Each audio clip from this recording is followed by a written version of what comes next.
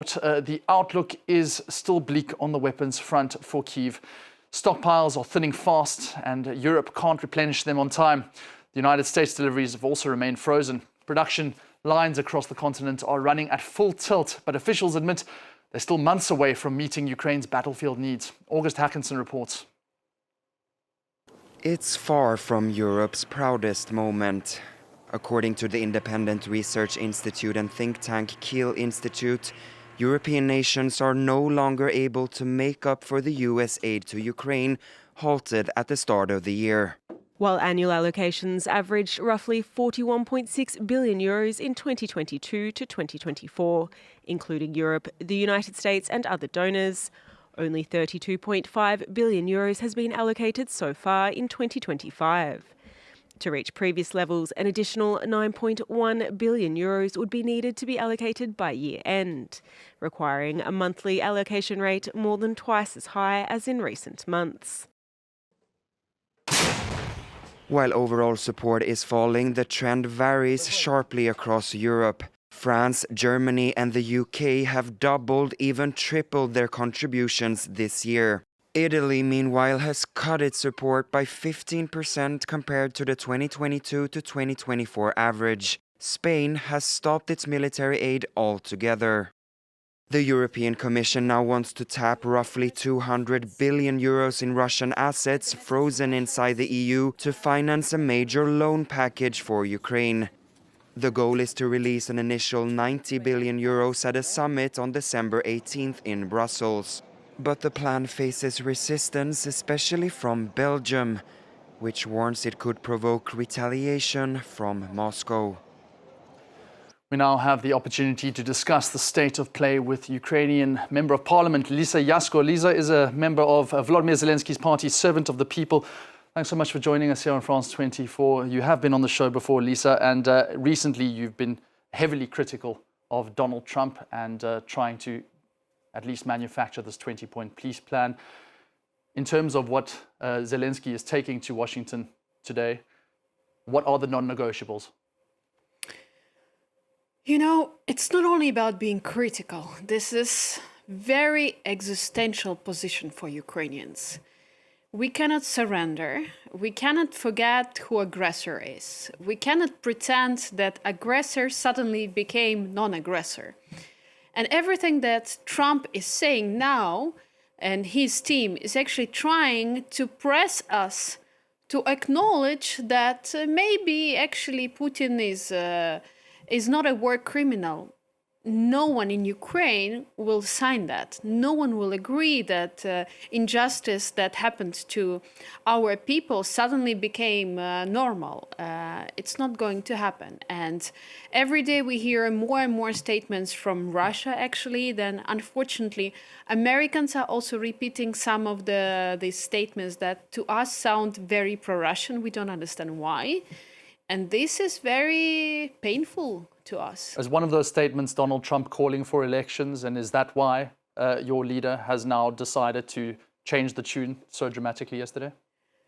Well, in fact, after Trump said that Zelensky is holding power and is not holding elections, Zelensky said very honestly, okay, let's be very honest.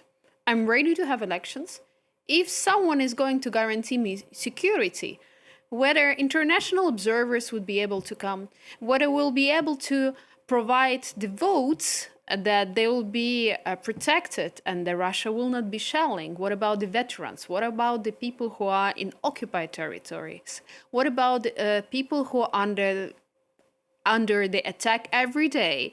What about people abroad? We don't know exact numbers, but there are millions of displaced people inside Ukraine and millions of people abroad. Can we, after that, call, if we have elections very soon, these elections as democratic? Will you recognize that as international partners? There are many questions that come with that, and it takes very responsible position. Well, I don't suppose you're on that member of the litigation panel, which is trying to make sure that these elections can take place under martial law. It sounds like an almost impossible task. And in fact, critics will point to the fact that it is impossible. So it is just posturing from Zelensky and almost to show the United States president that it really can't be done, even though Kyiv is willing to come to the table? We can have elections if it's something that will help to end war. There is no problem with that. But we also need to make sure why, and we have to be very honest, why someone is pressing us to the topic of elections when every day people are dying from the Russian attacks. This is insanity. This is absolute inhuman position, actually, to talk about elections. Don't forget that also elections take money and finances and budgets. And for us, every day we spend so much for defense and for energy recovery. You know how many hours of electricity we currently have in Kiev? 2 or 3 hours of electricity per day. This is our life now. How are we going to have elections? How the people will be counting the votes without light? I'm not joking. This is very simple things. But if we have more drones coming, more missiles coming, this is not going to help us. And what will happen to Ukrainian society? Ukrainian society will just say that this is crazy. People are dying. Why are we talking politics now? But then why would Zelensky make those comments? Because Zelensky is a very honest person. And he said, like, don't accuse me. I'm ready. The power was never my goal. I can leave that and go to elections. But I believe that the question of ending the war and current negotiations is #1 priority. You recently said in American media you would love to bring Donald Trump to the front lines to actually see what is happening there, and then it might change his position. What would he see if he came there with you? You know, in fact, this is not only about the front line. It is enough to come to Kyiv or to some places, cities, and just look at the buildings, look at how people look, to talk to people in hospitals. You will see a lot of wounded people who lost parts of their body, who lost relatives, and it happens every week. A friend of my father recently, 2 days ago, lost his son. And this is reality we live in. Every day, someone calls me or someone else and says that the friend or relative is no longer alive. Or we see that someone lost the house, that the house is no longer, even there are no pieces of house available just because the ballistic or drone reached that area. So I think after you see the reality and you see that people are still fighting and are resilient, are not giving up, this is something that Donald Trump actually finally, hopefully, can start respecting.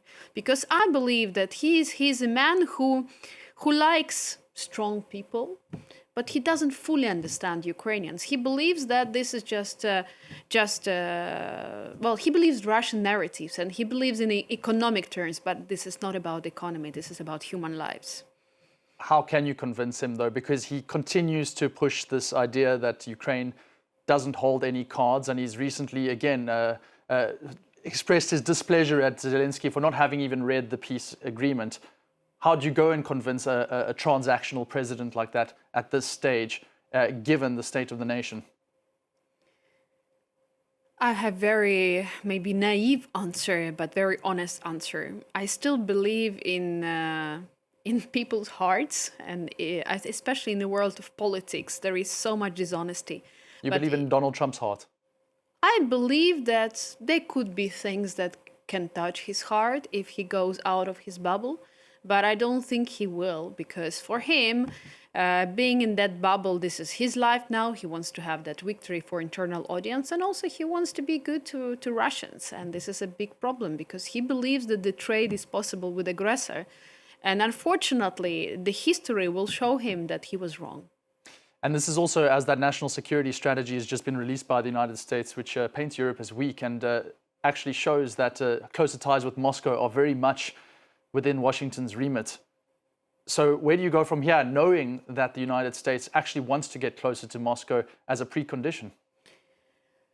Situation in the United States is very complex and very hard, because this is not only about Trump convictions, this is also convictions within certain surrounding around him that believe that they shouldn't be spreading the so-called Western American values of democracy around the world. They shouldn't support any civil society organizations around the globe that promote peace and democracy.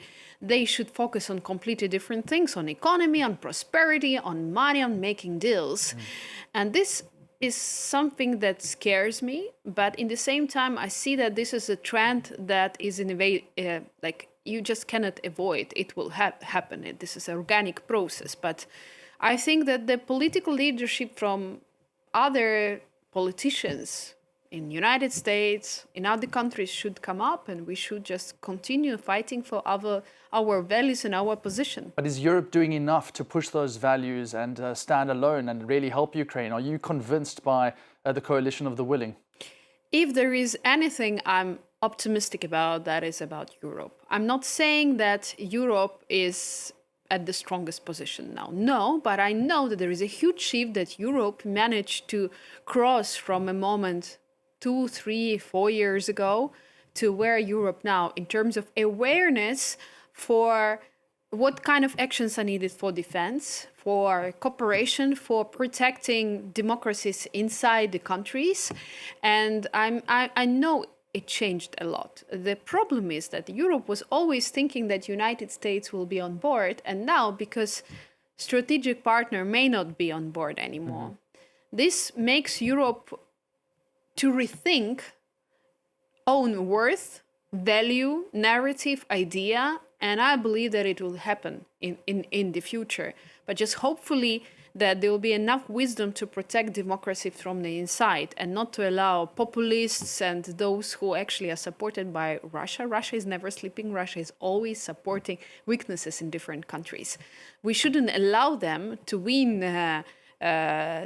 in France, in Germany, or in another country. We should always take care of our freedoms.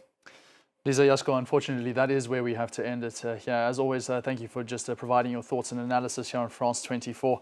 Lisa Yasko, a member of the Servant of the People Party, that is, of course, Volodymyr Zelensky's party, with the tensions continuing to rise on the front lines.